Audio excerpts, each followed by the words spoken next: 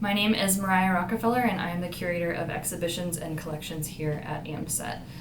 And I am responsible for the research and development of our exhibition and exhibition programming, as well as the care of our permanent collection of objects and other projects. What is it that you do on a day-to-day basis as a curator? Depending on the time, I'm either researching exhibitions, working with artists to develop exhibitions, possibly installing exhibitions. We've just finished installing 2 exhibitions in the main galleries.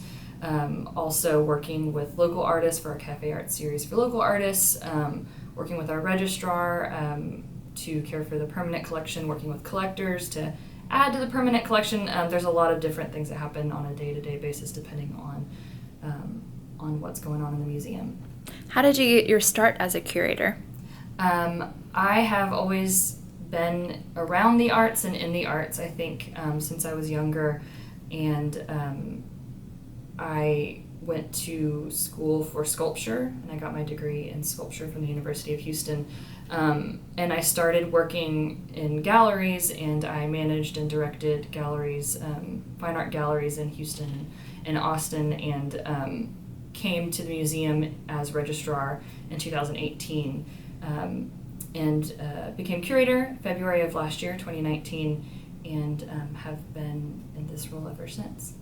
What is your favorite thing being a curator here at the museum? I think probably one of my favorite things, well, it's twofold. I think working with the permanent collection, I think the permanent collection that previous curators and directors have built since 1950 really, but really in the past 20 years has been amazingly dynamic for our region, and really represents a lot of contemporary regional art as well as American and Mexican folk art, thanks to the generosity of a lot of donors. For our Mexican folk art collection, that's Dr. John Gaston Ferry. For our American folk art collection, it's Sylvia Warren Lowe, Carol Howard and George Morton, and our contemporary collection, James Kralik, Rob Clark and Jerry Thacker, And so thanks to collectors like that, we're able to really build an impressive collection that we also work to rotate on a constant basis to really share that with the public. And I think that's something that we really strive to do that's really special. And then as far as our exhibitions, I think what I really love about AMSET is that we're not only able to be a conduit for emerging contemporary artists to present sometimes their first solo museum show, but also for established artists to find new ways to present their work. I think there's a lot of freedom involved in exhibiting here and working with us, and I think that's essentially my mission, as well as Lynn Castle, our executive director, her mission as well, to really be a resource for the artists that present here and that are collected in our permanent collection. Do you have any advice for those who want to be a curator or perhaps work at an art museum one day?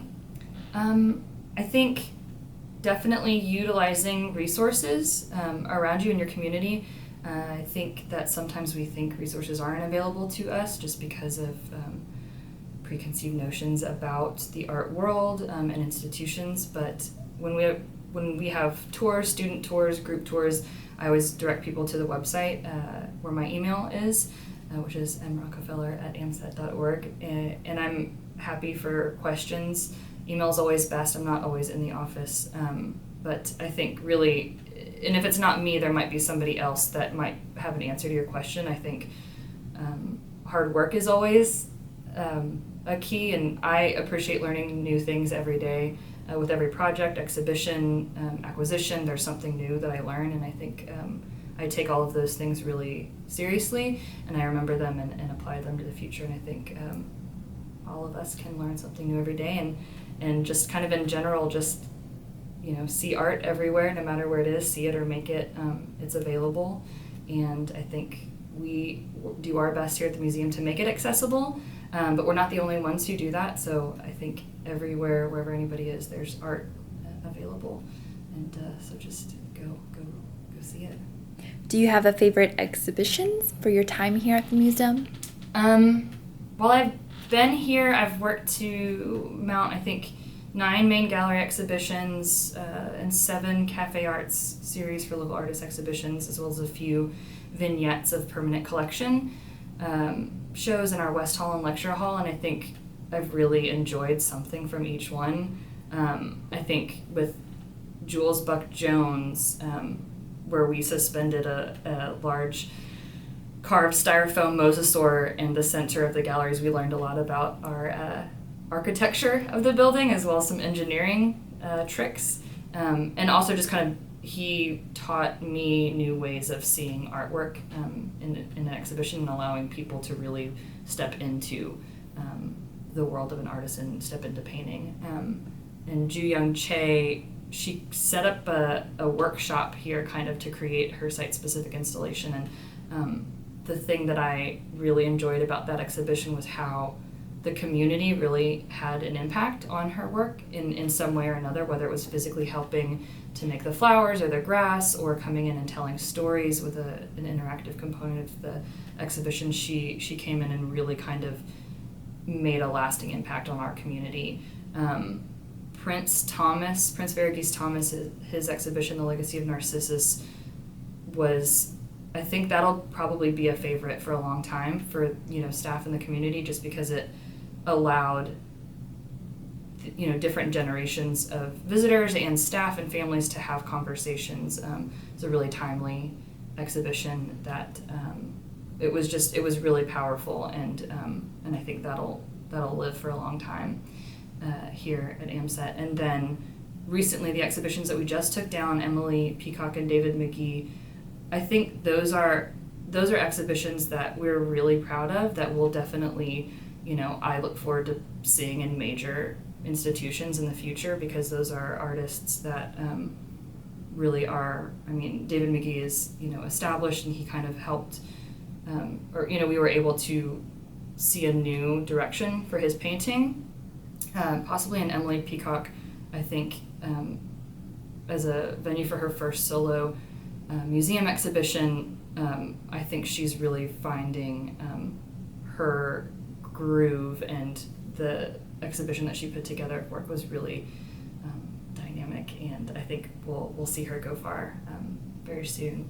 But and I'm looking forward to our exhibitions that we've just opened. I think it's been a real pleasure and delight in so many ways, visual and personally, with Patrick Turk and Kana Harada.